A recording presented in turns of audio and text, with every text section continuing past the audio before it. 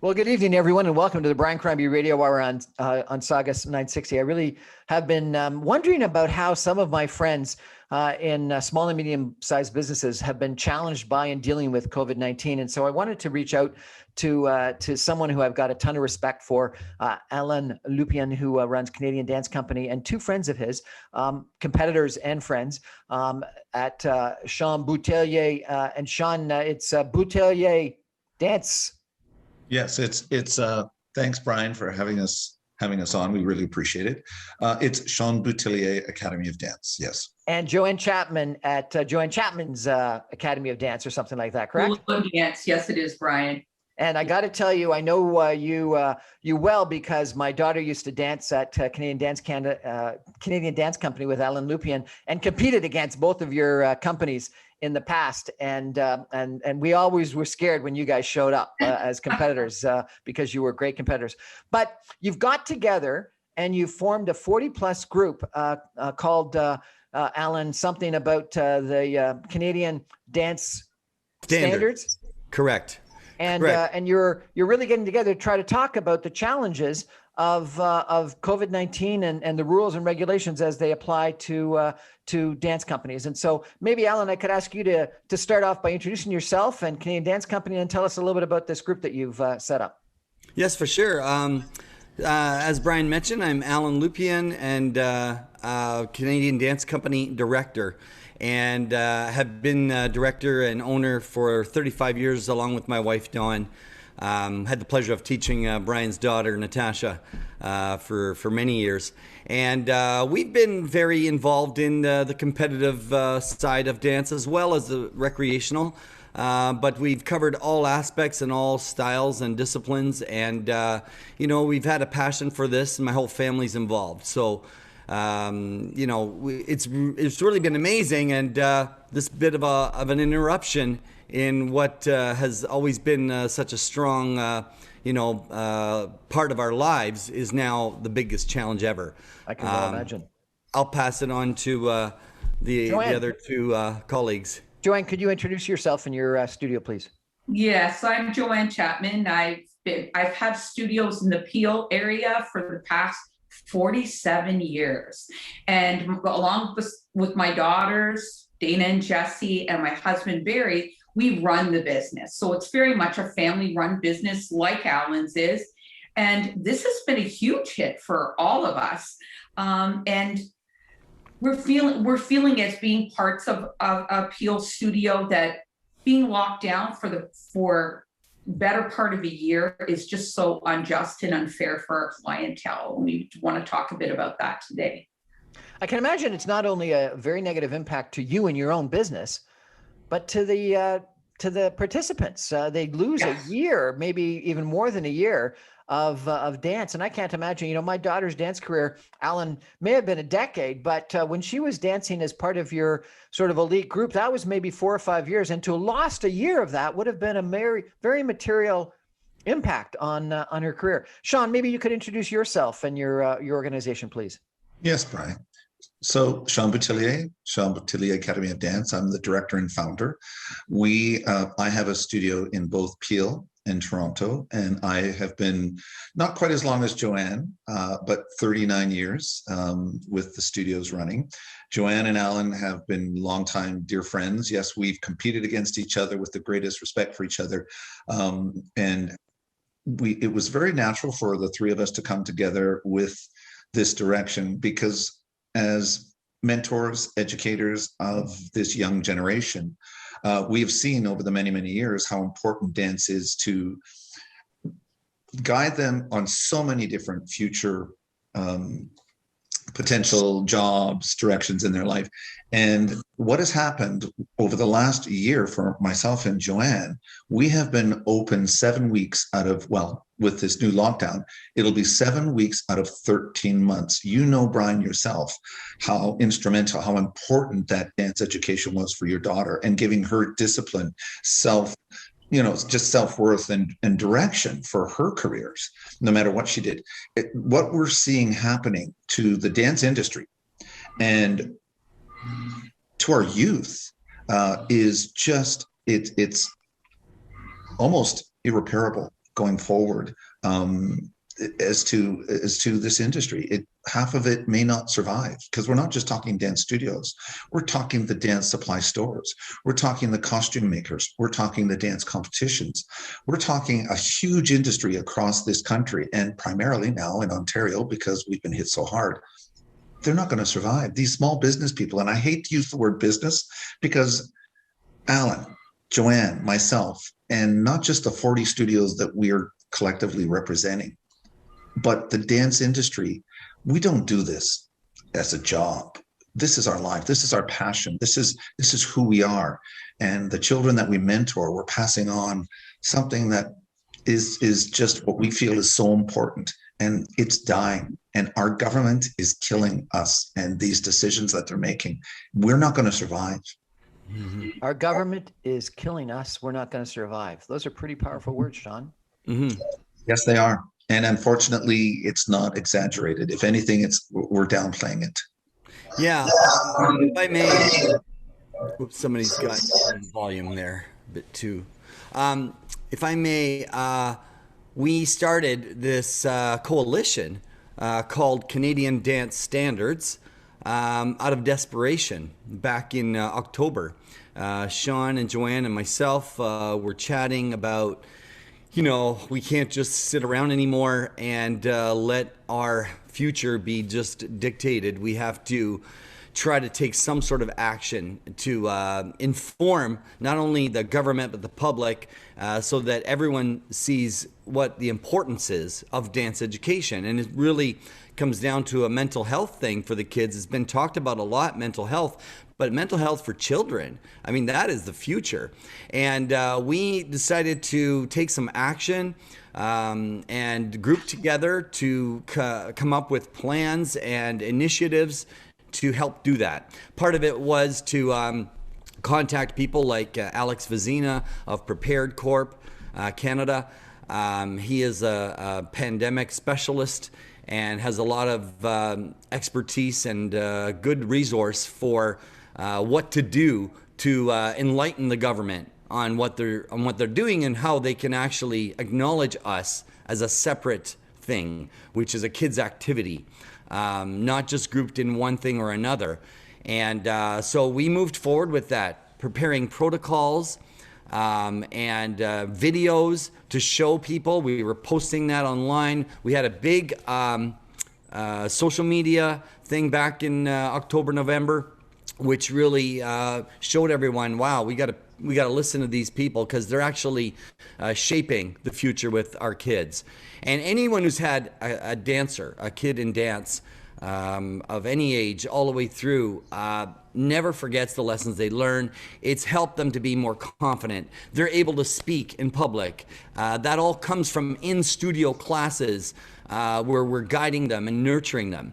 And we're just trying to present that to show that, number one, not only is dance essential, it is the, by far, safest kids activity you can imagine. I mean, I say that very confidently because kids are taught, even without COVID, to stay a certain amount of distance apart. When they get into a dance routine, they have to stay in formation in order to do well on stage. They are taught how to line up outside in the backstage area to prepare to come onto the stage, stay in a regimented formation, follow direction, and do it right through to the end, and follow orders and direction like no other activity whatsoever. And that's a whole group of kids, sometimes 20, 25 kids on a stage, and they do it, perfectly.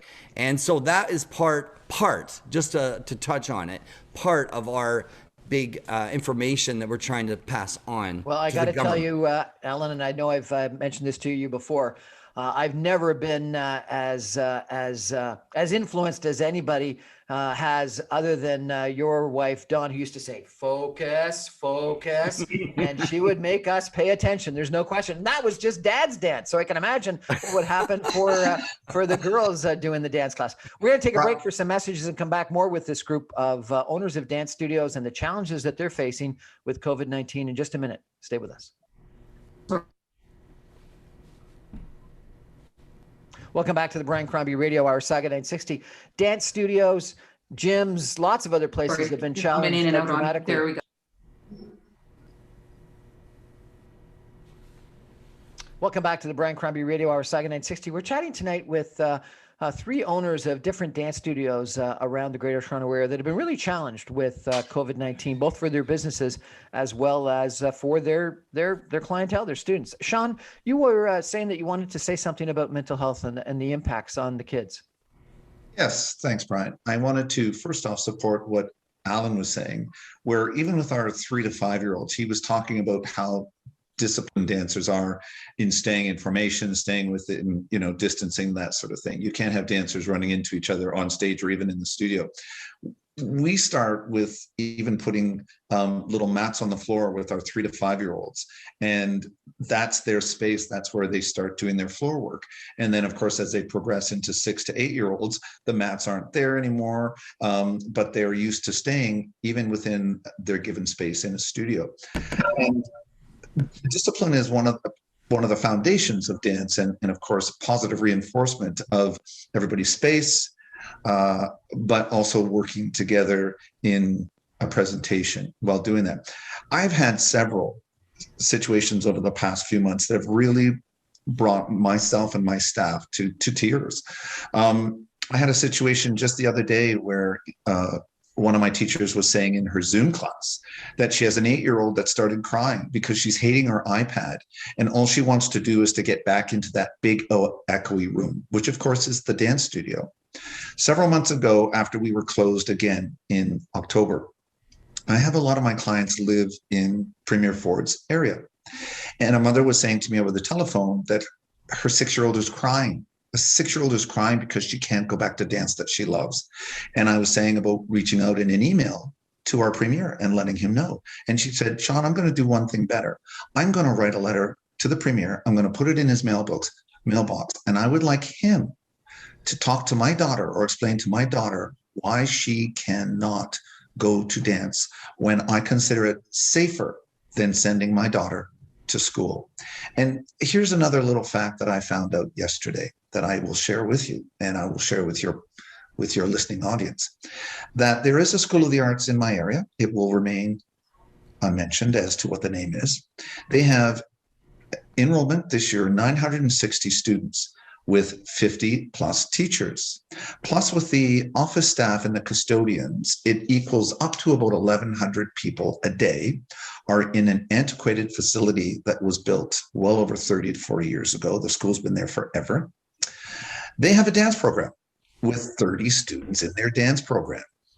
Now, it's not equally split as between the grade 9s and the grade 11s as to level of technical ability. So they are holding classes with masks on every other day for these different 2 groups of 30 students. And there are days where there are 15 to 17 students in a class masked, but we cannot be open. And I'm a 5 to 7 minute walk from this school.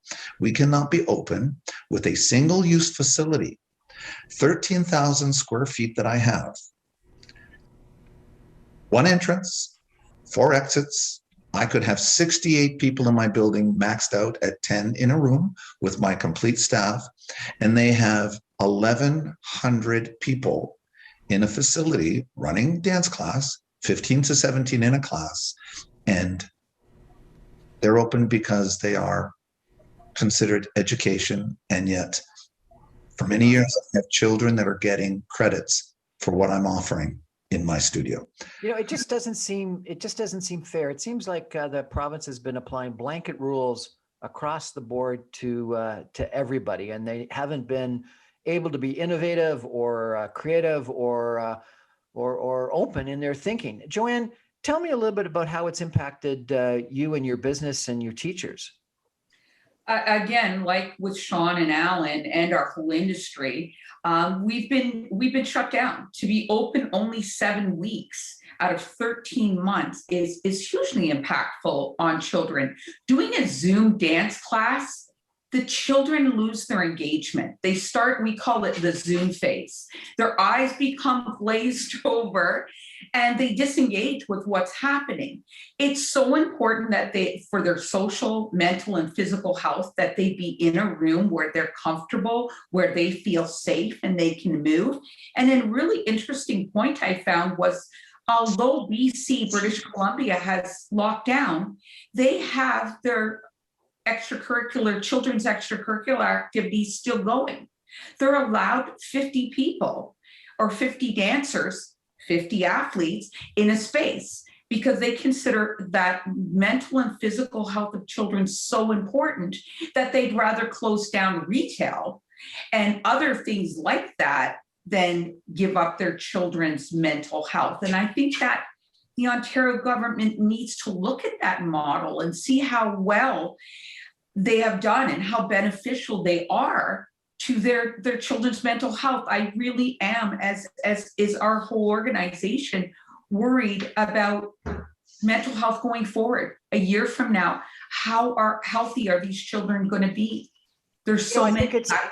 It's been a real issue. I think, appropriately we've been focused on public health, but I worry that we've lost attention to mental health, to physical health, and to economic health. Yes. And there's a lot more health than just public health. And it's almost as if we're doing all of this so that we don't run out of hospital space. But you know what? Maybe we should have just built a bit more hospital space at some point in time, rather than this huge economic impact that we've had on everybody. Alan, are there any stats of people actually, getting the COVID-19 virus at dance studios anywhere in the world? Well, that's the interesting part, that from the not official stats, but from the polls that we take from even the 40 dance studios that are part of this coalition of ours, which is now growing quite a bit. They're seeing the benefits of sharing our thoughts and our philosophies about what we can do going forward. Even that, there's so few cases. And when you consider, I have a school, I have 2 locations, one Oakville, one Burlington. Before COVID, I can tell you we had, let's say, about 1,300 students. That was 800 in Oakville and 500 in Burlington. And of course, that's cut down to below half right now. We're probably between a third and half of the enrollment, and we're dealing with that. But still, out of that many students, when this all started, there's been like one case for the entire year that that was here, that was actually at the studio. Any other thing was from a school, from an academic school. Kids had cases, so they had to stay home, et cetera, et cetera, et cetera. But when you think about that, and then we look at all the studios, many studios have had no cases whatsoever. And, we are, like I say, you can't totally control that. We get that. But at the same time, it shows you how our protocols are way above and beyond. And we follow them. Not only do the kids follow them, the teachers follow them. The teachers they're your staff. They're the ones that are taught this way in the first place. I did want to mention, getting back to the mental health thing, I see a very big difference when I look on a Zoom class and I see, some kids able to manage and get through, other kids not. And I can tell it's demoralizing. It's like they just zoned out. So when they're just on the screen, you can just tell they're sort of doing, and we are pouring our passion into that screen, trying to help them hang on to this so that we can get to the other side. And that's really what is the hard part for me, is to see kids. I'll finish by saying I'm able to take a class of 50 dancers. You put 50 dancers in a room, I can guarantee you, with my experience and my passion, by the end of an hour and a half, those 50, every single one will feel motivated and ready to take on the world. And I have no trouble doing that. But on Zoom, it's a very different thing. It's a very, very different thing. And you do your best. Sean? Sorry. I just, again, want to be in support of Alan. And also, Brian, I want to comment on something that you said just before Alan started speaking. You talked about economic health. I want to share something with you that supports what Alan just said, but also talks about something that maybe the government doesn't know. And I would invite Mr.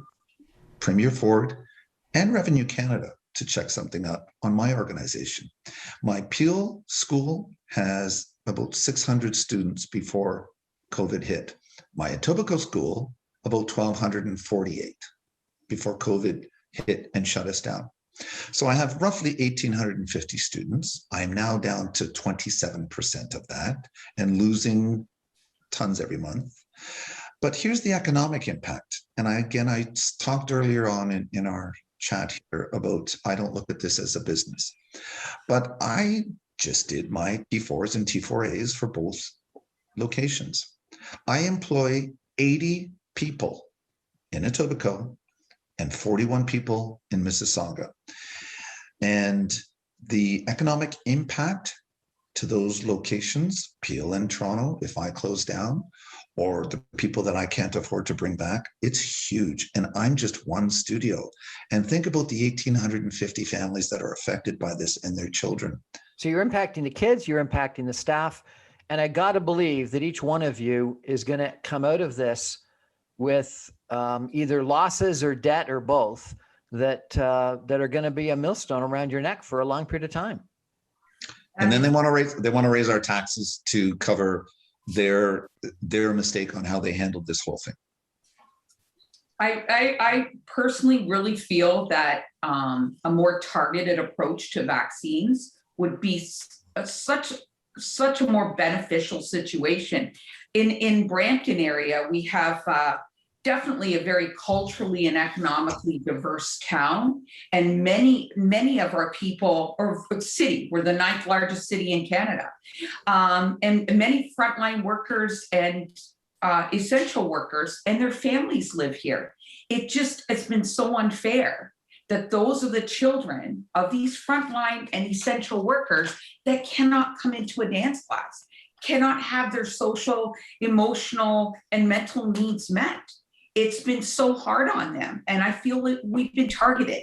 Like our clientele feels less important than children in other areas, less able to have the same privileges as children in other areas. And I really feel the inequality is a huge point for me and for my clientele. I had a 15-year-old who I've taught since she was 3 tell me she didn't want to get out of bed in the morning because there was nothing to get up and look forward to. I think it's been extremely challenging on kids, on teenagers. Mm-hmm. There's just no question. Alan, if people want to support your efforts, either by writing to the Premier or MPPs or join your organization, what can they do? One great thing is we will be, doing social media campaigns, as we go, and just helping out by supporting that, but definitely writing letters, emails, taking videos of your child, expressing how important dance is to them and what it's doing right now, and sending that into us. CanadianDanceStandards.ca. You can, find us, and it's a very simple website landing page just to put your information and email us.